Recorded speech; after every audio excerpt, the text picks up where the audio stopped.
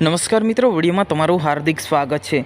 મિત્રો, દક્ષાબેન ઠાકોર કેટલાક દિવસોથી સોશિયલ મીડિયાની દુનિયામાં ખૂબ જ વાયરલ હતા, પરંતુ અચાનક કેમ ગાયબ થઈ ગયા? એની પાછળનું કારણ શું છે?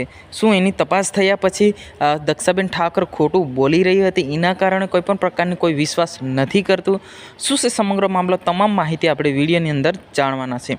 વિડીયોને છેલ્લે સુધી જોજો અને ચેનલ પર નવા હો તો ચેનલને સબસ્ક્રાઈબ કરવાનું બિલકુલ ભૂલતા નહીં, કેમ કે આપણે ગુજરાતની અને તમામ માહિતી આપણે જોઈ રહ્યા છે।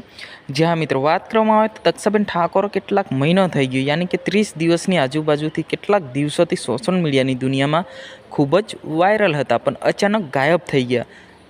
ગાયબ થવાનું કારણ એ છે કે દક્ષાબેન ઠાકરનું જે તપાસ થઈ એ તપાસમાં કોઈ પણ પ્રકારનું સામે આવ્યું નથી કે દક્ષાબેન કેમ હિન્દી બોલી રહી છે, દક્ષાબેન કેમ આવું અવારનવારની પ્રશ્ન કરી રહી છે। એ પ્રશ્નો કોઈ પણ પ્રશ્નો હજુ સુધી જાણવા મળેલું નથી, અને તપાસમાં એવું થયું છે કે દક્ષાબેન ઠાકોરનું ફક્ત દિમાગ તેજ છે, નથી કંઈ પૂર્વજન્મ કે નથી કંઈ પહેલાંની જન્મને કે બીજી વાર જન્મ લીધું, એવું કોઈ પણ પ્રકારનું એમનામાં નોલેજ નથી કે કોઈ પણ પ્રકારની એ બીજી વાર જન્મ લીધેલ જ નથી। એના કારણે એવું તપાસમાં આવ્યું છે। જ્યાં મિત્રો એવું તપાસમાં આવ્યું છે સોશિયલ મીડિયાની દુનિયામાંથી આપણને પ્રાપ્ત થયું છે, પરંતુ દક્ષાબેન ઠાકોરનું હકીકત તપાસ થઈ છે કે નથી થઈ એ તો હજુ એની પાછળનું જે કારણ છે હજુ સુધી કોઈ જાણતું નથી। પરંતુ મિત્રો, જે આપણે પ્રાપ્ત મુજબે માહિતી મળી રહી છે એ જ માહિતી આપણે આપણી ચેનલ પર બતાવતા છે।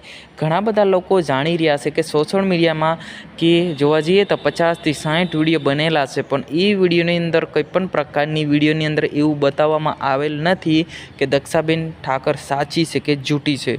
પરંતુ મિત્રો, એની પાછળનું જે બેકગ્રાઉન્ડ છે હજુ સુધી તપાસમાં કોઈ પણ પ્રકારની એની સાચી જાણકારી કોઈ જાણી શક્યું નથી। તો આપણે કેવી રીતના આપણે સાચી જાણકારી છે એ આપણે કહી શકીએ છીએ, પરંતુ એ દક્ષાબેન ઠાકોર જે બોલી રહી છે એનું પાછળનું જ કારણ આપણે બતાવી શકીએ છીએ।